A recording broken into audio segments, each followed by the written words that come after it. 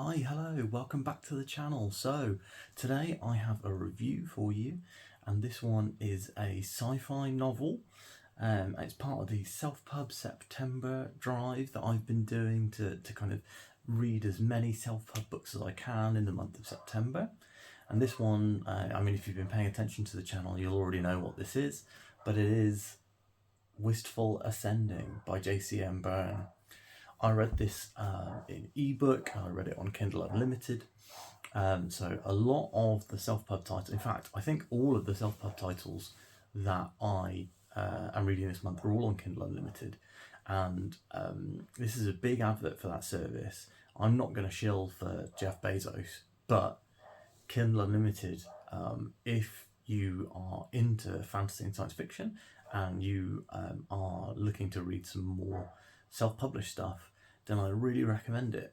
So I've paid I think I'm on like a 3-month free trial for Kindle Unlimited, and I've managed to get through like 3 or 4 different books, because several of the books that I read last month as well were on Kindle Unlimited. And what I really like to do, if possible, is buy a physical edition or get a physical edition from the library and then read that when possible. So if I'm like sitting down and having some time to myself to read, then I'll read the physical edition. But if I've got if I'm, say for example, putting my son to bed and there's no light in that room because he's trying to sleep, then I will get out my phone and read the Kindle version, which is a really good way to do it. So I've not really talked about the book yet. So Wistful Ascending is by JCM Berne. It came out in September 2020. It is a sci-fi superhero space opera. So think grand space battles, but also think superhero characters. And this one reminded me a lot of Invincible, and it's, Invincible is one of the best comic series I've ever read. And it's quite, and JCM Berne even says in the description, for fans of Invincible. And I think absolutely he knows what he's doing there. It's a really good comparison. One of the things that I liked about Rohan, who is the main character of Wistful Ascending, is that he is, he's not a young man. So, I'm in my late 30s. And you see that kind of like difference in outlook that you get when you get up in, you get a little bit older, and you're not, like most superhero characters you see are in their, late teens, early 20s. And but seeing Rohan, the main character of Wistful Ascending, as a little bit older, I really, I felt like I could connect with him a little bit easier and better. Because he has a lot of those kind of points of view that you do kind of develop as you get a little bit older. So after that weird diversion, let's talk a little bit about the story of Wistful Ascending. So basically, Wistful is an ancient space station that is sentient and has been in this kind of fringe area of space where there's not particularly anything exciting around, and Wistful has just been there for thousands upon thousands of years. And whilst there is a kind of an intergalactic empire that is run by this kind of secretive race that no one really knows much about, and their power is enforced by their hybrid children, so of which Rohan is one. So the hybrids gain superhuman powers, very similar into Invincible, how Invincible's father, this is a spoiler here, Invincible's father is a alien, and Invincible's powers come from the hybrid of his father's DNA with his mother's.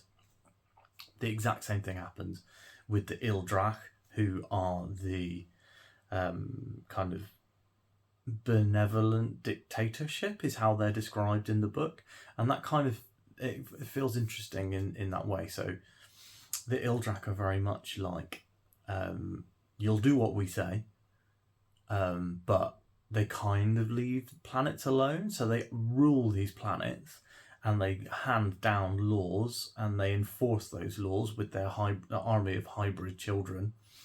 But they do let planets kind of, they let them have their own culture, they let them have their own sort of society, their own governments, their own regulation, as long as it doesn't break those Ildrak Empire rules. It's very interesting to see the way that people talk about the Empire in the book, because not everyone has this, no one has a love for the Empire, but no one really seems to hate it. There are a few characters who have a pretty negative opinion of the Empire that turn up later on, but I won't spoil it by telling you what's going on with those characters. So, I've got the story basically is that there's this space station which is outside of Empire space, and it's free to kind of do what it wants. And Rohan, who is an ex-Imperial hybrid, so he's still a hybrid, but he used to be one of the Empire's most famous super soldiers, and he does something for the Empire which allows him to retire. When he retires, he moves out to this space station, kind of on the edge of space, inhabited space, and he then works kind of a blue collar job as a tow chief. So his job is basically to fly into space, like Superman style, fly into space, and then push spaceships into the space station to dock, because the ships aren't allowed to use their own engines, because if there's a miscalculation or a missed button press and a ship just shoots straight through the station, that's it, 2 million lives lost in a second. So ships aren't allowed to use their engines, and Rohan tows them in. And that's, I thought that was quite fun, in that, he's got this very huge power set, he's incredibly powerful, and most of what he uses that power for is towing ships in and out. Speaking of powers, so Rohan is able to kind of tap into kind of like a chi-like energy that is referred to as power with a capital P, and he can use that energy, he can kind of spend that energy on abilities. So he's naturally strong, fast, very hardy, not invulnerable, but very hardy. He gets hurt a lot in the book. And then he can also use the power to do things like interfere with mechanical devices. He can increase his strength. He can fly, and he can do loads of really cool stuff. The powers, one of the interesting wrinkles with the powers is that they're kind of they're metaphysical powers. That's how they're described. But it means that Rohan is kind of on a much more even keel level with another superhuman and other humans, because they have like a sense of self. So anything without a sense of self that is not sentient doesn't have kind of that metaphysical self-preservation that a sentient life form has, and so his power finds no resistance. So, for example, a space shuttle, Rohan can literally tear apart, but a larger spaceship like a dreadnought or one of the main ships that you see in the book is an Imperial science vessel. The larger ships, they're all sentient. They're run by AI. It's like sentient AI, which have, they have personalities, they have thoughts, they have feelings, and because of that sentience, they have a resistance to Rohan. So, for example, there's a ship there's a non-sentient ship that he runs across in the book, and he's able to literally fly through it like a missile and rip it apart with his bare hands. Whereas with one of these sentient ships, he would have a lot more trouble doing that, and he'd have to, find access to the ship in different ways. It's really interesting, and it's a great way to put a bit of a limit on a character that is, beyond, maybe even beyond Superman level power, because you often see that when you have Superman style characters, it's very hard to give them weaknesses. So, like the Sentry in the Marvel Universe, his weakness is that his power is also given to one of his other multiple personalities, which is evil. So he has to kind of fight against that. Superman has kryptonite, obviously, but kryptonite feels kind of... I don't know whether kryptonite would work in the modern day. Just be like, oh yeah, this rock makes him sick and weak. So it was really cool to have that kind of metaphysical aspect of Rohan's powers. I really enjoyed that. Moving on to other characters. So Wistful, the space station, is actually a fairly major character. She's referred to as a she, and she has a lot of... she's got, she has jokes, she gets involved in the story quite heavily, and one of the interesting things is that Wistful does not have like a commanding officer, because she is in charge. So she runs the station. She, takes the taxes. She pays all the staff. She does everything. And I thought that was really interesting. You don't really see that in science fiction. Usually every, space station, starship, etc. will have a captain, but Wistful is her own captain. And then you have Wei Li, who is the chief of security. And she is, I don't remember what the name of her alien race was. Basically every character in the book is an alien apart from 2 or 3. And Rohan is, hybrid human and alien. So Wei Li is like reptilian, and she has, like scales. One of the cool things about the book is that, obviously, because it's not being made on like a TV, 90s TV budget, they can have more aliens than you would see in something like, Star Trek. Star Trek Deep Space Nine, in fact, feels like a big inspiration for Wistful Ascending. But you get these much more aliens. So you have guys that have 6 eyes, and orange and black scales all over their body. The ship's doctor, has horns and fur and red scaled skin, so she looks like the Christian devil, which I thought was quite funny. And Rohan tells her this, and she's like, okay, yeah, sure. So yeah, you've got Wei Li, who's very interesting because she has kind of this, like, she's friends with Rohan, but also, I think there's that kind of healthy distance with him being a hybrid, being so powerful, and also that she's much smarter than Rohan and delights in telling him about it all the time. Well, that's really fun. You also get to meet 2 characters in the book called Tamara and Rinth. They're from a planet called Lucor. They have antennae and green skin, and they're nocturnal, which I thought was a really fun vibe. Like, if you look at like Star Trek or whatever, very few species are, for example, nocturnal.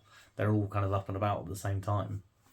But yeah, so the Lucor are nocturnal, and they come from a race that's very like stylish and fashionable, but also very, very like monetarily and financially dominated, which is really interesting. And there's a really cool romance subplot between Rohan and Tamara, and it even links in with one of the other side plots, which is kind of about this super advanced alien species of kind of like, they're like assassins and like mercenaries and all that sort of jazz, which is really interesting. So I would say, if you are a fan of kind of superhero stuff, science fiction stuff, but you're also a fan of the Dresden Files, this is a great series to come to. So it's not written in the first person like Dresden is. However, Um, a lot of it is the same. So you spend a lot of the novel, from inside Rohan's head and from his point of view. Again, it's not written in first person, but he is also he likes to make a wisecrack and a joke in the same way that Dresden does. And I feel like the pacing is exactly as strong as you'd get in a Dresden novel. Interestingly, so this morning I decided to have a quick look through the reviews on Goodreads for this one, which isn't something that I would normally do, but I was trying to firm up my star rating in my mind, and I wanted to see what the people who had given it really low scores were complaining about. And I noticed that a couple of them had complained about the intro. So the prologue is set like at the prologue is at like the from an action sequence near the end of the book, and you'll know when you get to that section because the chapter is called after the prologue. And I really like that. One of my favorite video games has a favorite video game series is the Trails series, and they do this thing in that they put the tutorial at a place far into the game, usually more than 2/3 through, so that they can kind of teach you all the systems and how they interact with a fully powered up cast of characters, and then take you back to the beginning. But I also like that glimpse into the story of like, this is where it's going to go.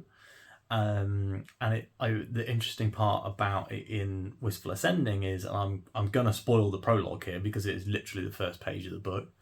The prologue is Rohan fighting 3 other hybrids, so he's completely outnumbered fighting these hybrids. And I'm sitting through the book going, is this when the hybrids turn up? Is this when the hybrids turn up? Like, it was really good and suspenseful. I was always thinking like, oh, I wonder if this character's secretly a hybrid or whatever. And I thought that was pretty good. And then some of the other comments were about pacing and that the first half being quite weak. But I have to say, I think I vehemently disagree with that. I think that the world building that you get in the first half of the novel is very economical. And you get exactly what you need when you need it, rather than having kind of those exposition dumps that you might be used to in books. So sometimes Brandon Sanderson will do that. He'll just do a big exposition dump conversation, and that's not really something that you get in Wistful Ascending. So, for example, they talk about the powers and how they work early on, and then they kind of explain it a bit more later when it's in a fight scene and you need to know. And you find out about Wistful, and you find out about the towing stuff. You find out about that quite as and when you need it, rather than in big clumps. So I really enjoyed that. And I have to say, like I said, I completely disagree that the pacing was poor. I really liked the pacing, and I thought that the kind of the coffee. There's a lot of Rohan getting coffee and having meals and chatting with friends, and I quite like to see that kind of slice of life from what his life is like. But then also that is often punctuated with like really cool high octane action sequences. And I haven't even mentioned the fact that the planet that Wistful orbits is covered in super kaiju, which is really cool.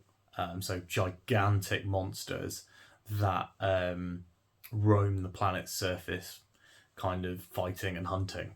And they kind of feature into a couple of really key scenes in the book. I won't spoil anything for that, as I said, but definitely worth a read. Speaking of definitely worth a read, I'm going to give this one 4 out of 5. Now, you might be listening to this review and me really gushing about it and thinking, why only a 4? Why not a 5 out of 5? I think there's 2 reasons for that. Firstly, I remember getting towards the end of the book. When I'm getting towards the end of the book, I was thinking to myself, what's the main story? So the book is really well written, and there's lots of kind of intertwining stories that are all good. Like, there's not one single plot, like one of the, side plots or whatever, that I did not think was good. However, I was reading the whole thing and I sat down and finished and I thought, I don't know what was the A plot in this book. And that might just be the intention, that it's meant to be lots of small stories that interweave together and kind of make a whole. But I don't know why, but I just had this this feeling and vibe. I was like, oh, I was kind of expecting one of these storylines to expand out and become a bigger thing, but they're all kind of smaller interconnected stories, and that absolutely works. And I'm definitely going to read more of these. And the fact that, I was able to give the first novel in this series 4 stars when there are many first novels in series that I think are actually comparatively quite weak, because you have to have that, you have to spend a lot of time doing setup. So this genuinely I have really loved. But yeah, my main criticism was that, in that I was struggling. I feel like I wanted a bigger story, and because this is a series, this is the series is called The Hybrid Helix. This book is referred to on the cover as Turn 1 of The Hybrid Helix. There's currently 2 more books out, and the 4th book is actually going to be released tomorrow. So, and I'm recording this the day I'm uploading it. So tomorrow you'll be able to get all 4 books. All 4 are on Kindle Unlimited. So again, like, if you have Kindle Unlimited or you have access to a free trial, which they constantly are offering, then you can't go wrong reading this series. It was a quick read. It was a really fun read. I feel like I have no quibbles at all with the writing. I thought the prose was excellent. I think the characters are really, really strong. The characters here specifically were incredibly strong. And the plotting, as I said, was very good. I felt like I wanted that one big story for it to all kind of blow up into, but often a lot of books can only kind of get one thing to that 5-star level, character or plot. And I feel like here we've got 5-star characters and a 4-star plot, again, that I loved. So yeah, I'm going to give this one a 4-star, and I would be shocked if future books don't get further up in that star rating. Yeah, I'm really excited to read future books in this one. As I said with Way of Idan last week, I'm almost upset that I have committed to reading only one book by each author for Self-Pub September, because I think that I would have been going straight into book 2 of The Hybrid Helix and book 2 of the Idan trilogy this month otherwise. I have picked up Never Die by Rob J. Hayes as my next book, so apparently that's quite a short one as well. So hopefully I'll be able to do a review for that this week, but if not, c'est la vie. So if you have read Wistful Ascending, drop a comment down below and let me know what you thought of the book. If you are interested in reading it, just let me know as well. And I've been asking this on every video, please recommend me books to read during Self-Pub September. We're not even halfway yet, and I'm 3 books down. So wait, 2 books down. I'm on the 3rd book. We're not even halfway, and I'm 2 books down. So I would love to get some more suggestions. I do think I've probably got enough for this month, because I got 2 or 3 that are quite long. Even if you make a suggestion I don't read it this month, I will add it to the old Kindle library, or I'll pick up a copy, and I will make sure to read that in the coming months. I think that my kind of journey into Self-Pub has been so fun that I want to make sure that I'm keeping up with the self-pub industry. So I'll be, or industry, I don't really know what you would say, but I want to be reading more and more self-pub content. So maybe I will schedule one in for next month, even though next month is technically Stephen King's Murder Mystery Month. Anyway, so drop a like, as I always say. Please subscribe for more reviews from Self-Pub September. We've got a tag video coming up tomorrow, and then I have reviews for Ryan Carhill's Bound and the Broken books coming out. And I will speak to you in the next one. Bye.